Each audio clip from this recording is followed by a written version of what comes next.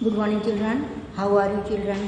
Class 8 बच्चों, मैं आप लोगों को आज महान दार्शनिक सुकरात पाठ पढ़ाने जा रही हूँ।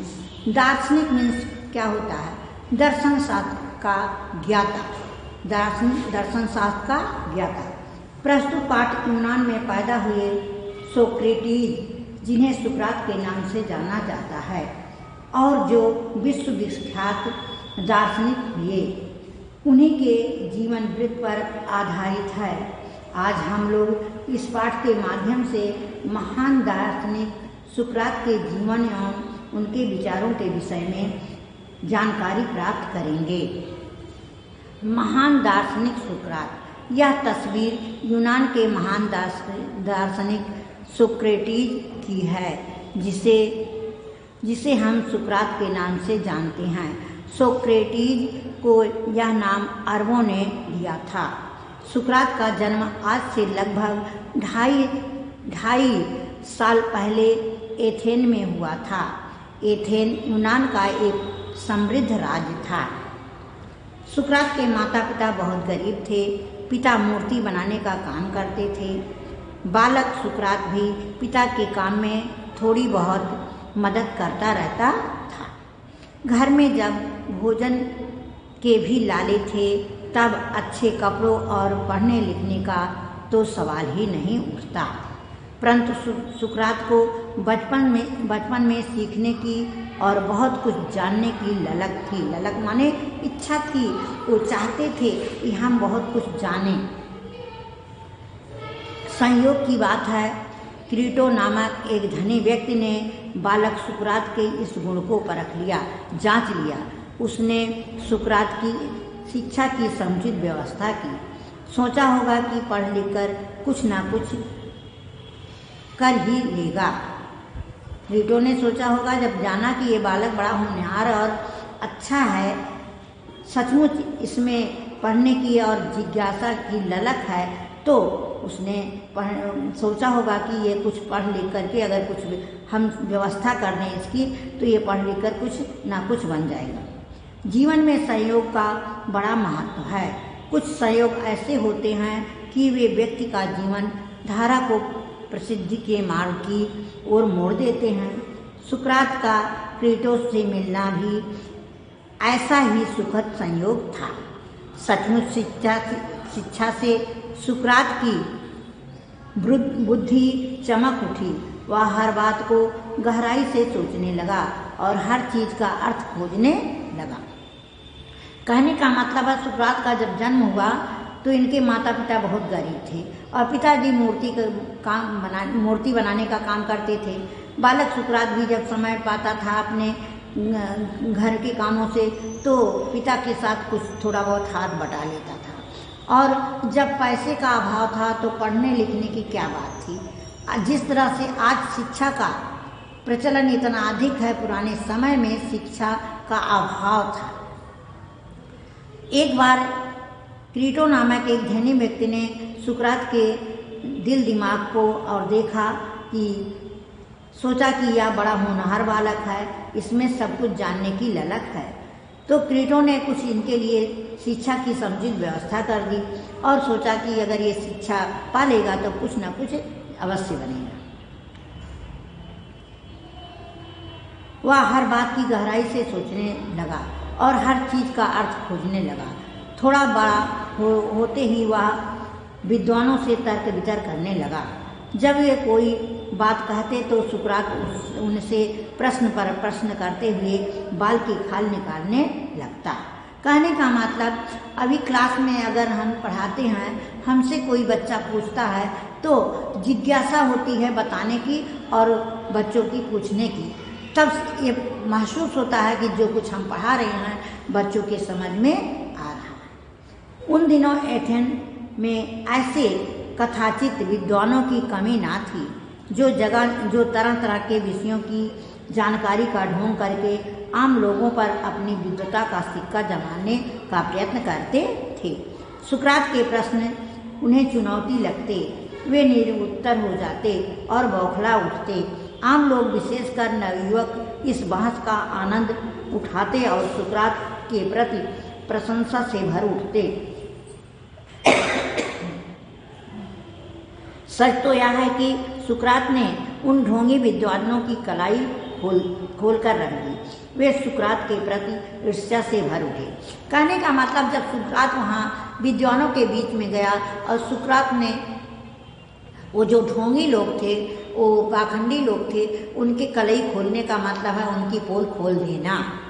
और जब सुकरात एक का प्रश्न एक करके प्रश्नों को पूछता और उसका उत्तर देने के लिए वो बौखला उठते थे। सुकरात की प्रसिद्धि दिनों दिन बढ़ने लगी। लोग उनकी बात को ध्यान से सुनते, उन्हें उसकी बातों में सच्चाई की झलक दिखाई देती। फलस्वरूप विद्वानों की मजलिसें उखड़ गईं। जो सभाएं रहती थी तो पहले जो और विद्वान थे तो उनकी मजलिस जो सभा हो रही थी उसमें से लोग तितर बितर होने लगे। सुकरात का बात करने का ढंग भी अनोखा था। वह एक ऊंची जगह खड़ा हो जाता और अपने आसपास खड़े लोगों से किसी विषय को लेकर प्रश्न करता। वे उत्तर देते तो उसी उत्तर के आधार पर प्रश्न करता। बात आगे बढ़ती और इस प्रकार सवाल जवाब का एक सिलसिला शुरू हो जाता। वह हर प्रश्न का उत्तर देता। अंत में निष्कर्ष के रूप में सच्चाई सामने आ जाती। लोगों को इस बात की प्रसन्नता होती कि सच्चाई के उद्घाटन में उनका भी हाथ है। श्रोताओं में अधिकतर सुकरात के हम उम्र नवयुवक होते। देखते देखते सुकरात नवयुवकों का चहेता नेता बन गया। कहने का मतलब, जो ढोंगी विद्वान थे उनके बारे में और सुकरात के बारे में जब नवयुवक श्रोताओं ने सुना तो सुकरात को ज़्यादा चाहने लगे। और सुकरात की बातचीत के विषय थे ईश्वर, सृष्टि, धर्म, राजा, प्रशासन, राजधर्म, प्रजाधर्म आदि। ये इस पर प्रश्न करते। साधारणतः लोग इन विषयों पर बात कराते क्योंकि इनके विषय में निश्चित रूप से कहना कठिन था। सुकरात उनसे कहता, ईश्वर एक है।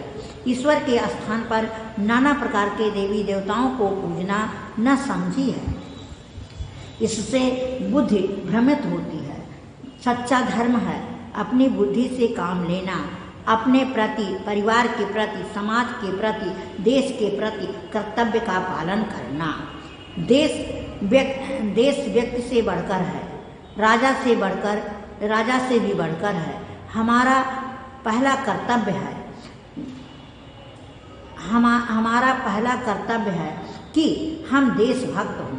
राजा तो प्रशासक है, वह ईश्वर नहीं है, जैसा कि हमारे मन में बैठा दिया गया है। राजा तभी तक अच्छा है जब तक वह प्रजा की, जनता की ईमानदारी से सेवा करता है। हाँ, जनता का भी कर्तव्य है कि वह भलाई के कामों में राजा का सहयोग दे, सांसारिक सुखों के पीछे मत दौड़े, धर्म की राह पर चले, ज्ञान की कमाई करे ताकि सत्य के दर्शन हों, आदि आदि। उनकी बातें सुनकर लोग उनसे प्रभावित हुए बिना ना रहते, प्रभावित हुए और उनसे मिलने के बिना ना रहते। सुकरात ज्ञान का भंडार था, परंतु वह लोगों पर अपने ज्ञान का आतंक नहीं जमाता था।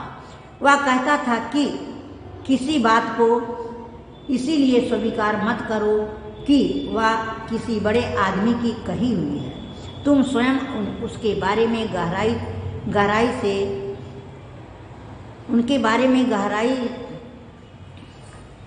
गहराई से सोचकर उनके गुण अवगुण की परख करो। अच्छी जचती है तो मानो, अन्यथा नहीं। कहने का मतलब है, सुकरात का कहना था कि श्रोतागण, तुम सबकी बात सुनो लेकिन करो अपने मन की। आपका मन अगर कहता है ये सच कहते हैं, राजा सच कहते हैं, तब मानो, अन्यथा मत मानो। चाहे वो राजा हो, चाहे वो बड़ा आदमी हो, तो भयभीत होकर उनके पीछे मत दौड़ो, अपने बुद्धि विवेक से काम करो। हाँ, यह ज्ञान का संग्राहक था जो निर्लोभ भाव से उसका वितरण भी करता था। यही कारण है कि शिष्य परंपरा बढ़ती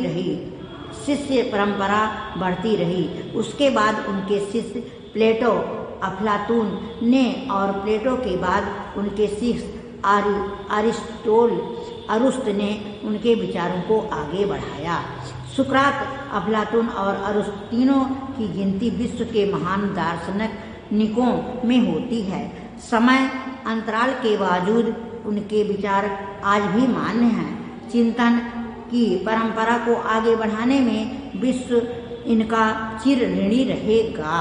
कहने का मतलब सुकरात ने जो कहा और जो श्रोताओं को सुनाया बताया, वो चिरकाल से भी आज विश्व इनका चिर ऋणी, बहुत दिनों से ऋणी है और आगे रहेगा।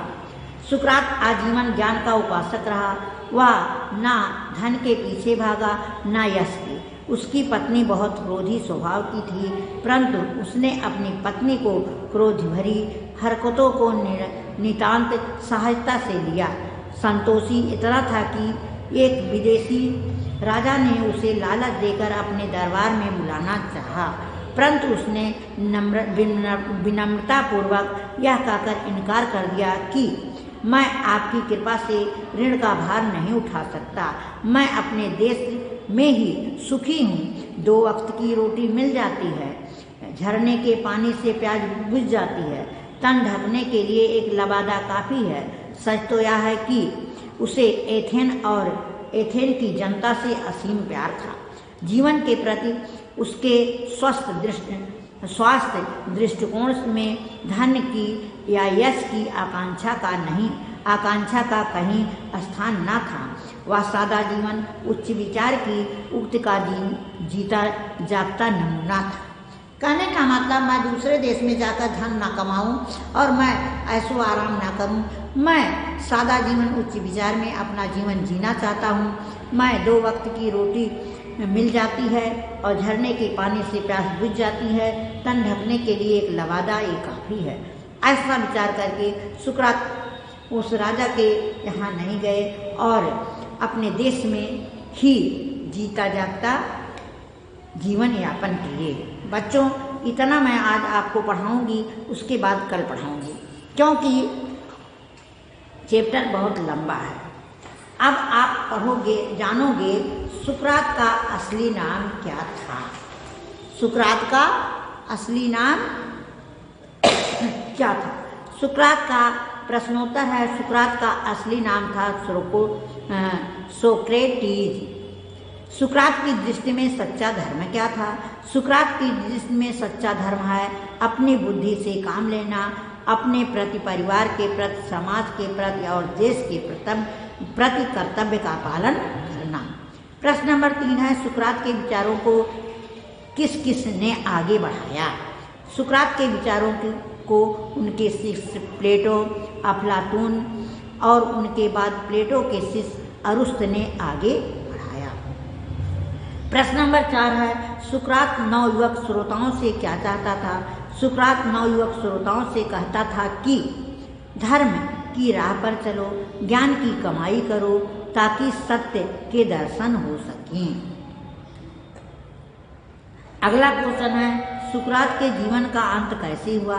सुकरात के जीवन का अंत मृत्युदंड के रूप में जहर का प्याला पिलाकर हुआ। बच्चों, अभी आधा बाकी है, आधा मैं कल पढ़ाऊंगी। उसमें आप जानोगे कि सुकरात के ज्ञान का भंडार तो थे ही, सुकरात को किस तरह से इनका मृत्यु हुआ, जहर का प्याला पिला करके। होमवर्क में है, सुकरात कौन थे? सुकरात एक महान दार्शनिक थे। सुकरात का असली नाम क्या था? सुकरात का असली नाम सोक्रेटीज था। एथेन के विद्वान सुकरात से ईर्ष्या क्यों करते थे? एथेन के विद्वान सुकरात से ईर्ष्या इसलिए करते थे कि वो चाहते थे कि सुकरात हमारी पोल खोल करके अपना जनता और देश समाज का चहेता बन जाएगा, इसलिए सुकरात से ईर्ष्या करते थे। ओके, बाय, फिर मिलेंगे।